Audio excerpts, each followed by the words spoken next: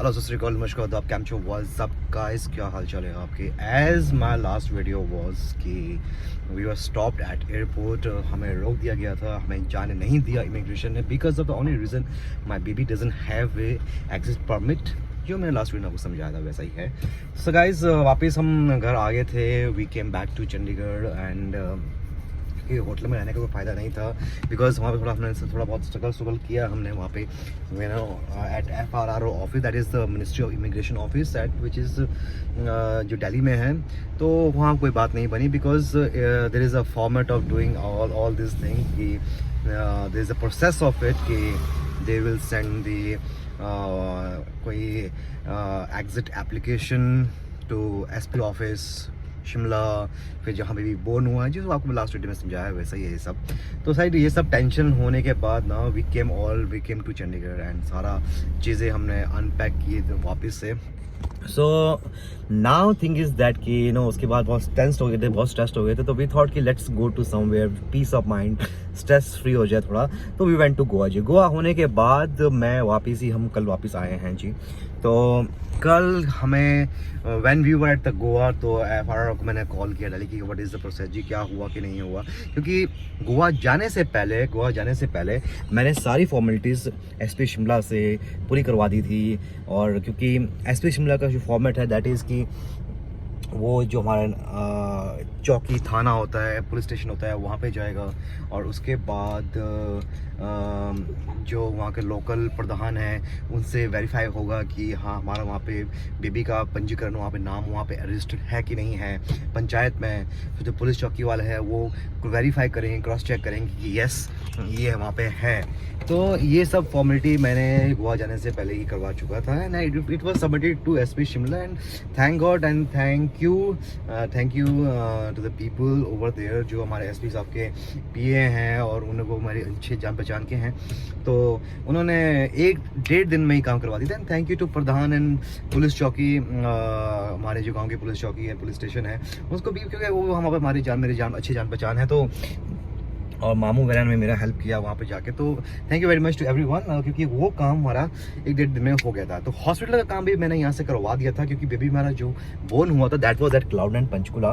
तो क्लाउड9 पंचकुला में से भी मैंने सारा बर्थ सर्टिफिकेट वगैरह, वो बर्थ सर्टिफिकेट क्योंकि क्लाउड9 पंचकुला में हुआ था तो birth certificate was at MC Panchkula में जाएगा। तो वहाँ से बन के आया था, वहाँ से भी मैं पूरा वेरीफाई करके ले आ गया था। और हॉस्पिटल से भी लिख के ले आया था कि MPI number and everything, that is admit और डिस्चार्ज स्लिप एंड एवरीथिंग, वो करके मैंने FRRO जो इंस्पेक्टर जनरल थे उनको भेज दिया था।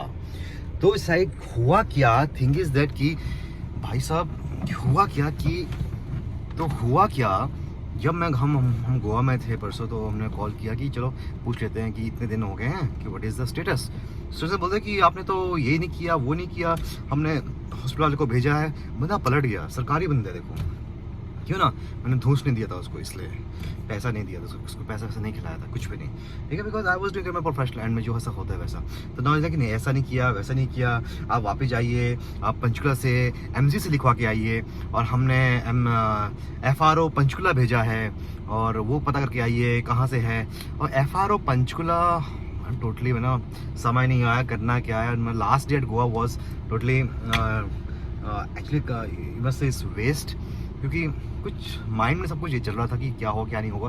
क्योंकि इसलिए 45 डेज मिलता है एयरलाइंस जो हमें रीशेड्यूल करना होता है टिकट्स के लिए, वो तो सिर्फ ओनली 45 डेज होता है। अदरवाइज पैसा आपका ख़त्म हो जाता है, वो पैसा आपका वेस्ट हो जाता है if you have to fly within 45 days. And दूसरा क्या है कि एयरलाइंस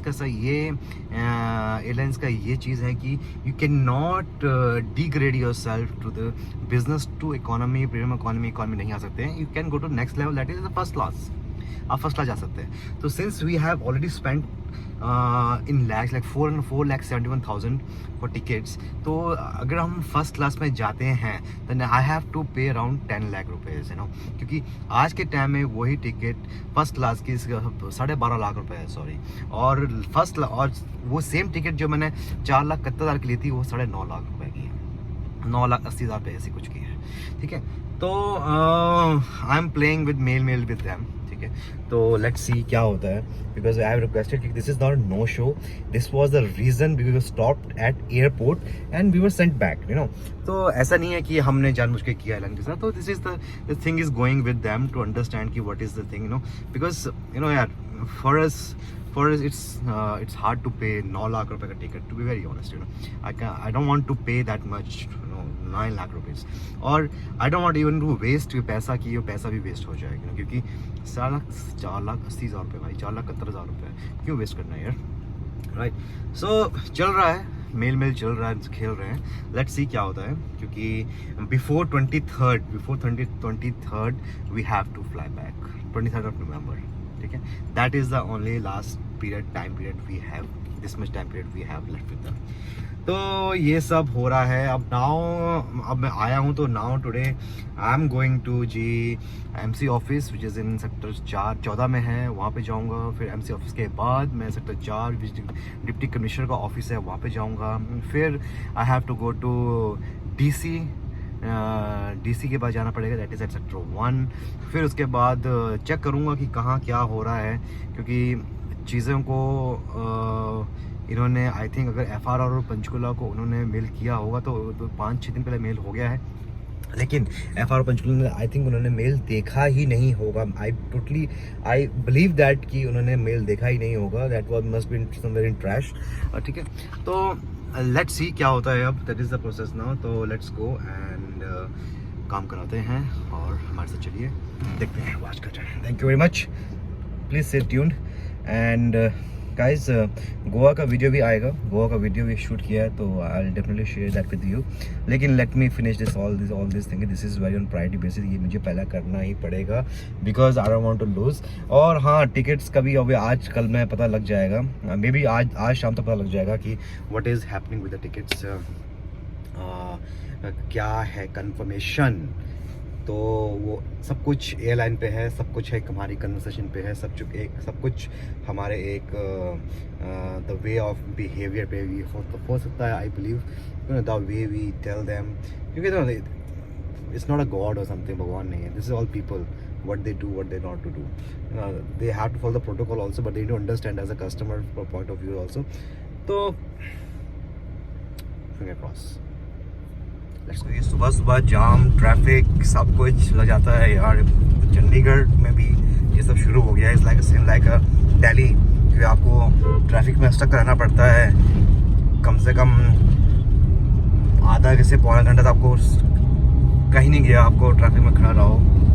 सो बहुत टेढ़ी है भाई, सरकारी काम है इंडिया में। सो आई वेंट टू एमसी गया था, एमसी ऑफिस गया था, यहाँ से तो कुछ नहीं होगा, आपको कमिश्नर ऑफिस जाना पड़ेगा।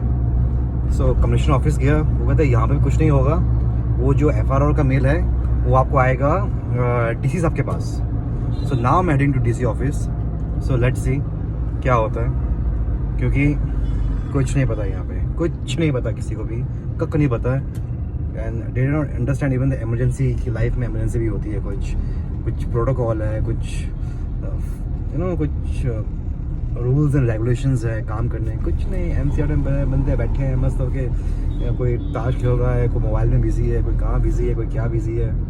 Bullshit, this is totally bullshit, and किसी को अपनी जिम्मेदारी लेनी नहीं है। सो नाउ एमसी से गया था, आप कमिश्नर ऑफिस गया था, कमिश्नर ऑफिस से बोला कि नहीं, you have to go to mini secretariat, वहाँ पे डीसी साहब के पास आता है।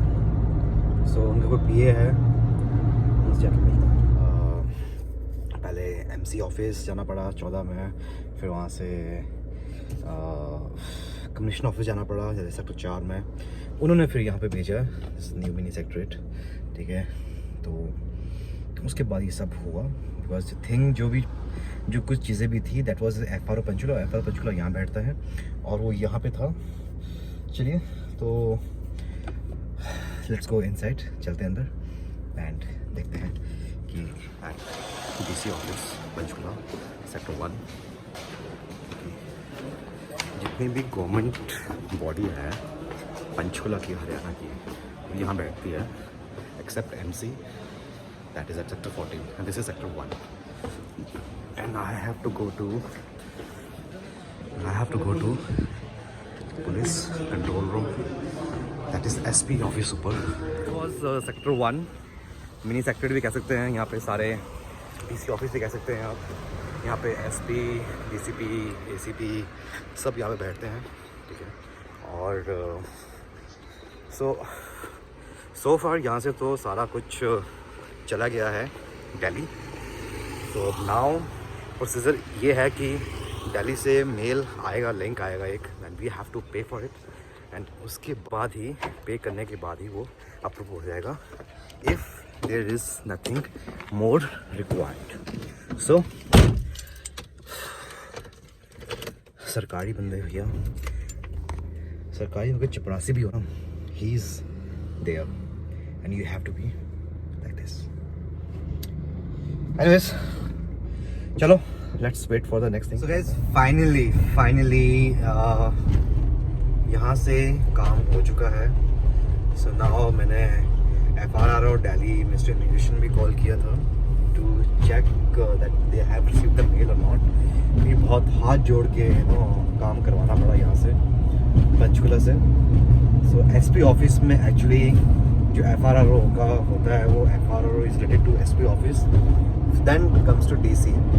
सो SP ऑफिस के जाएगा, इनका जो भी फॉर्मेलिटीज पूरी करेगा, DC will sign on it. तो सब साइन करवा के आज फाइनली वो चीज़ हमने दिल्ली भेज दिया है। दिल्ली मैंने कॉल करके पूछ लिया है, yes they have received the mail.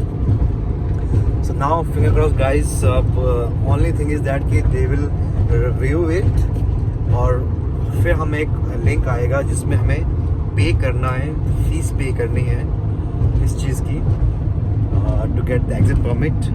Hopefully ये आ जाए। I think it should not be more than now 3-4 दिन से ऊपर नहीं होना चाहिए अगर सब कुछ सही गया तो। अदरवाइज अगर कुछ और रहेगा, उनको और कुछ डॉक्यूमेंट्स चाहिए होंगे, so I have to submit it accordingly. So guys now thank you very much. Now heading back to home जी। Thank you very much. This is what it is. So FRRO क्या होता है? इस foreign registration होती है। वो किस लिए होता है? वो उन लोगों के लिए होता है जैसे हमारे फॉरेनर्स इंडिया में आते हैं, उनका वीज़ा एक्सपायर हो जाता है, पासपोर्ट गुम हो जाता है, या फिर वो उनको इंडिया से बाहर जाना है। So that is why FRRO is made for. तो ये तुरंत इनको एप्लीकेशन को बनाते हैं और ये सब कुछ दिल्ली से ही होता है और उस स्टेट से होता है कि दिल्ली विल सेंड उस स्टेट में, जिस स्टेट से आप बिलोंग करते हो या जिस जगह आप रह रहे हो। ये होटल्स में जितने भी अच्छे होटल 5 स्टार होटल्स हैं, वो जो नॉर्म्स फॉलो करते हैं, प्रोटोकॉल फॉलो करते हैं, वो उन लोगों के लिए ये फॉलो करते हैं, जिसको कहते हैं हम C फॉर्म, होटल्स में बोलते हैं C फॉर्म। तो वो में जाता है जी SP office and then FRRO उससे साइन करके वापस आता है कि yes they are eligible to stay, they are eligible to move out of India. So ये फॉर्मेलिटीज होती हैं जी। तो जी बस कर चुके हैं। Now hoping for the best कि ये सब हो जाए, ठीक हो जाए और हम यहाँ से उठ जाए। चलिए, to subscribe and to like and please do not forget to subscribe, share and like my video and channel and please keep supporting. I know मैं वो आपको content नहीं दे पा रहा हूँ, I know that, you know, I agree on that part. I'm not able to give you that content what you're looking for actually, but yes, थोड़ा सा मजबूरी, थोड़ा सा busy life में हर चीज़ देखना पड़ रहा है, तो मैं इस चीज़ के लिए टाइम नहीं दे पा रहा हूँ, बट मैं I'm pretty sure मैं आपको टाइम दूँगा and I will not let you guys down. So please don't forget to subscribe, share and like. Peace. Love you all. Bye bye. Take care.